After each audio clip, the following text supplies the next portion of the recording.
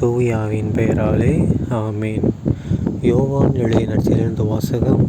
அதிகாரம் 6, இறைவசனங்கள் 1 முதல் 15 முடிய. அக்காலத்தில் இயேசு கலிலேய கடலை கடந்து மறுகரைக்கு சென்றார்.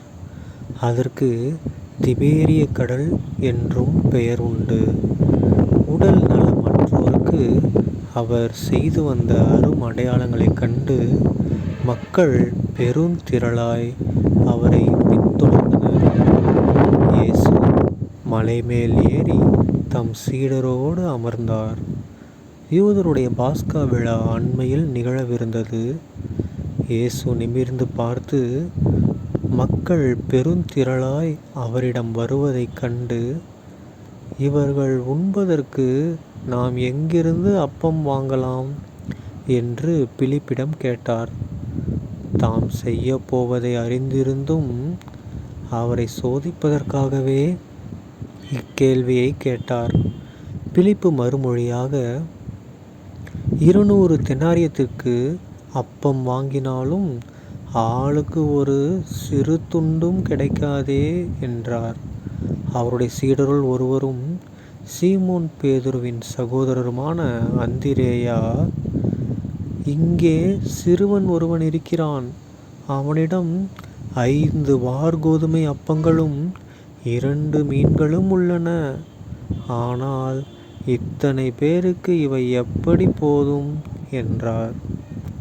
இயேசு, மக்களை அமர செய்யுங்கள் என்றார். அப்பகுதி முழுவதும் புல் தரையாய் இருந்தது. அமர்ந்திருந்த ஆண்களின் எண்ணிக்கை ஏறக்குறைய 5000. இயேசு அப்பங்களை எடுத்து கடவுளுக்கு நன்றி செலுத்தி அமர்ந்திருந்தோருக்கு கொடுத்தார். அவ்வாறே மீன்களையும் பகிர்ந்தளித்தார். அவர்களுக்கு வேண்டிய மட்டும் கிடைத்தது. அவர்கள் வயிறார உண்டபின் ஒன்றும் வீணாகாதபடி எஞ்சிய துண்டுகளை சேர்த்து வையுங்கள் என்று தம் சீடரிடம் கூறினார்.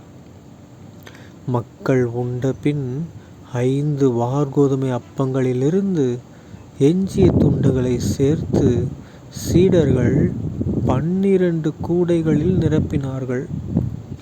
இயேசு செய்த இந்த அரும் அடையாளத்தை கண்ட மக்கள், உலகிற்கு வரவிருந்த இறைவாக்கினர் உண்மையில் இவரே என்றார்கள்.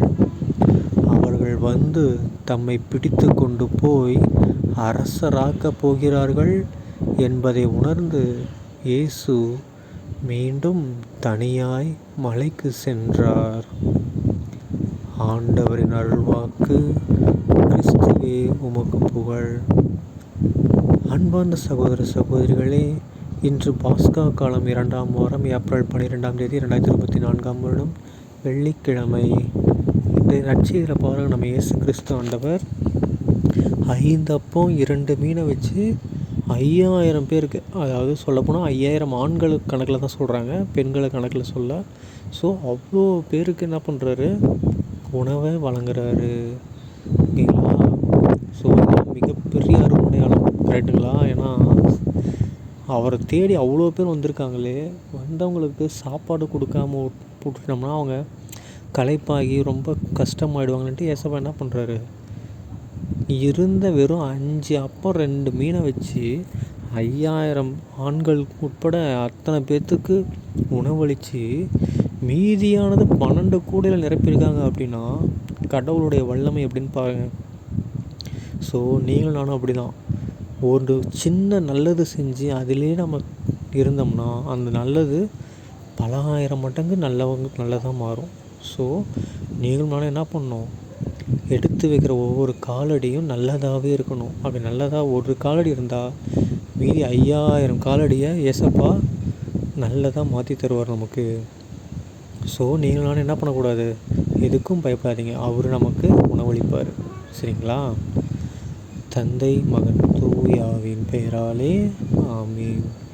இயேசுவுக்கே புகழ், இயேசுவுக்கே நன்றி, மரியே வாழ்க, இயேசுவின் ரத்தம் ஜெயம்.